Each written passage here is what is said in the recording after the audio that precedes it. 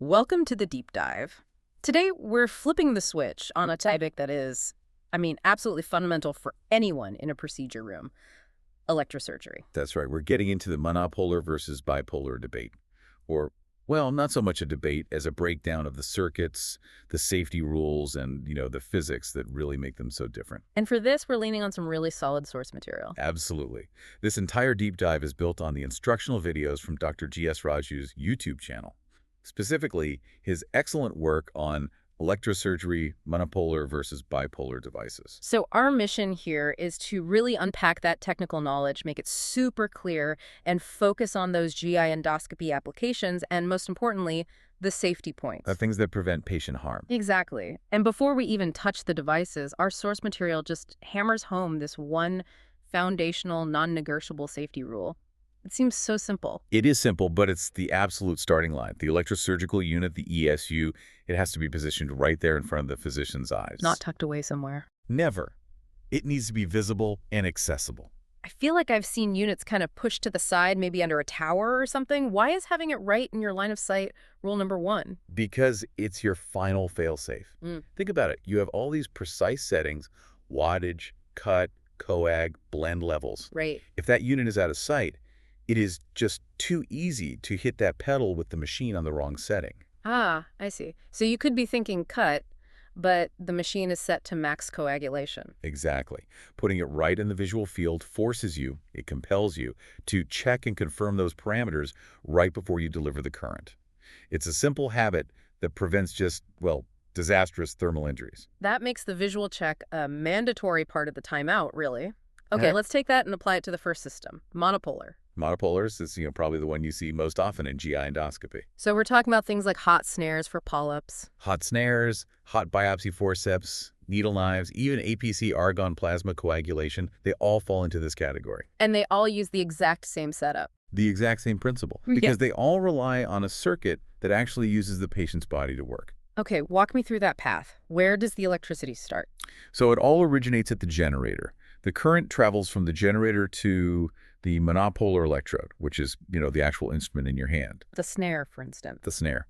From there, the current enters the tissue you're treating, say the polyp stalk, and this is where the body becomes part of the circuit. A conduit. So the electricity has to get out of the body and back to the machine to complete the loop. And that brings us to the pad. Correct. The current disperses through the patient's body and is collected by the dispersive pad. And our sources are so clear on this, you have to call it that. Not a grounding pad. Never grounding pad. It's not grounding anything. Its function is to safely disperse the current over a wide area. That pad then returns the current to the neutral socket on the generator. Circuit complete. So the whole point of that pad is to prevent a burn where the electricity exits the body. That's its entire job. You have super high current density at the tip of the instrument, which is what gives you the cut or coag effect. Right. But on the way out, you need to spread that current way, way out over the huge surface of the pad. That drops the density so the temperature on the skin doesn't rise. No burn. Which makes the placement of that pad maybe the most critical setup step in the whole procedure. It really is. There are two main goals. You want it close to the surgical site, and you want it over a good conductor. Closer is better because it's a shorter path for the current. A shorter, more reliable path. So for GI procedures, that's often the right flank or maybe the lumbar area for an ERCP. And when you say good conductor, you mean muscle. Precisely. Yeah. You have to place it over an area with a lot of muscle. Muscle is full of blood and water. It's a great conductor. Fat and bone are terrible conductors. So if you put it over a bony area, the current tries to find an easier path around it, and you get hot spots. You get hot spots and you get burns. Which brings us to the don'ts. This is the list of forbidden areas where things go wrong. Okay, let's run through them. What's number one? First, never place it near any other electrical generator in the body. So pacemakers, defibrillators, nerve stimulators. The current could interfere with the device. Or worse, use the metal in the device as an exit path. That could cause a serious internal burn. Makes sense. What's next? We mentioned bony points already. That's a huge one. Okay. Also, over any artificial hip or metallic implant, The metal acts like a magnet for the current. a fantastic conductor. It can shunt the current and cause deep heating around the implant. You also have to avoid very hairy areas. Because the hair lifts the pad off the skin. Exactly. It reduces the contact area, which increases the current density at the points that are touching. Same logic for tattoos. Tattoos, really? Yep. A lot of tattoo inks, especially older ones, contain metallic compounds. They can heat up fast. Wow. Okay, any others? Last one is over any kind of medication patch. Some of those patches have foil in them, and you can get a burn or, cause a rapid delivery of the drug. That list is extensive. It really shows that the prep work is half the battle. It absolutely is. Once you've done that, the setup is straightforward. Pad connects to the neutral socket, snare connects to the monopolar socket, and then you're ready to activate. So let's say we're removing a polyp. The practitioner is ready to make a clean cut. Which pedal do they press? That's the yellow pedal. Yellow is the universal color for cut. And what's happening with the electricity when you hit that yellow pedal? What makes it a clean cut? It's all about the waveform. The cutting current is a continuous high-frequency wave. It delivers energy in these incredibly rapid, intense bursts. So it hits the tissue really fast and hard. So fast that it causes the water inside the cells to instantly vaporize. It's essentially a series of tiny steam explosions at the tip of the electrode. And that steam creates an arc that does the cutting? Right, it slices through the tissue with very little heat spreading to the sides. Mm. That gives you that clean sample for pathology with minimal charring.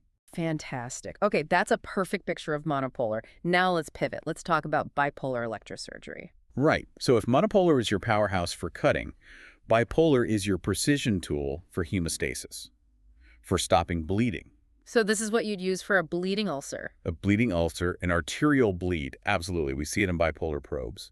It's also the tech behind radiofrequency ablation, or RFA, for things like Barrett's esophagus. So what's the fundamental difference here? It has to be the circuit.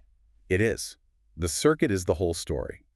In a bipolar device, the active electrode and the return electrode are both built right into the tip of the instrument. So like the two prongs of a forceps. Exactly like that. The current leaves the generator, goes down one prong, passes through only the tiny bit of tissue grabbed between the prongs, and goes right back up the other prong to the bipolar socket. The circuit is totally contained in the device. Contained and localized to just a few millimeters. The current never travels through the patient's body. Which means all those risks we just talked about, with pads and implants and tattoos. Gone. They're completely eliminated.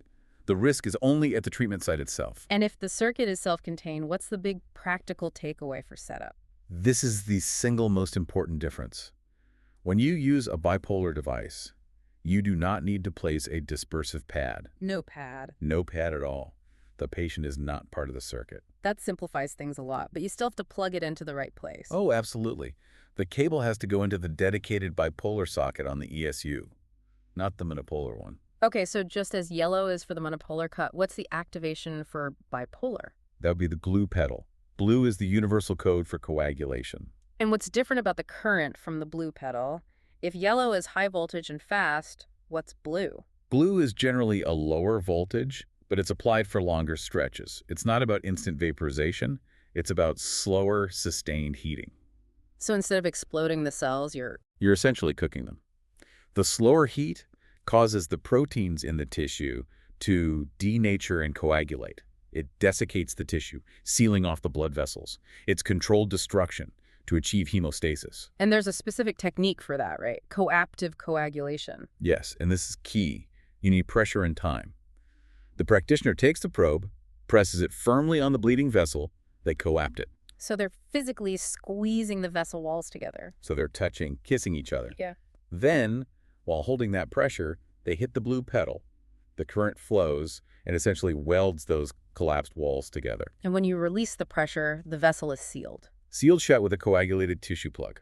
It's that combination of mechanical pressure and thermal sealing that makes it so effective. That's a great distinction. Monopolar is about speed to prevent bleeding. Bipolar is about pressure and heat to stop it. And many of these bipolar probes are multifunctional tools too. They'll often have extra channels for injecting epinephrine or flushing with water to clear your view. Okay, let's pull all this together. If someone is walking into a procedure and needs the 30-second cheat sheet, what are the three essential distinctions between these two systems? First is the circuit path. Monopolar uses the patient's body and needs a dispersive pad.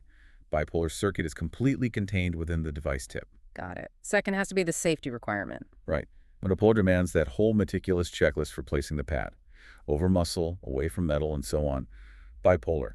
No pad needed. No pad. And third, activation. Activation and effect. Monopolar is the yellow pedal for a fast, clean cut by vaporization. Bipolar is the blue pedal for slow, controlled coagulation by desiccation. Circuit, safety, activation, that is crystal clear. So let's wrap up with a final thought, circling back to that incredibly detailed safety checklist for Monopolar. Avoiding tattoos, patches, implants. It just highlights that for monopolar surgery, you have to know the patient's body, inside and out. What's under the pad is just as critical as the surgical site itself. So here's a thought to leave with everyone. We're seeing this explosion of personal tech, subcutaneous glucose monitors, smart patches, even cosmetic implants that are conductive or metallic. How does that trend complicate this already complex safety procedure for a standard monopolar case? It adds a whole new layer of diligence. What looks like a simple patch or even a piece of body art could now be a major electrical hazard, a potential conduit for current. It means that safe zone for placing a dispersive pad, it's constantly shrinking as our bodies become more integrated with technology. The question is no longer just, do you have any metal implants? It's becoming, what technology do you have on or just under your skin right now? That's really the next frontier of patient safety here.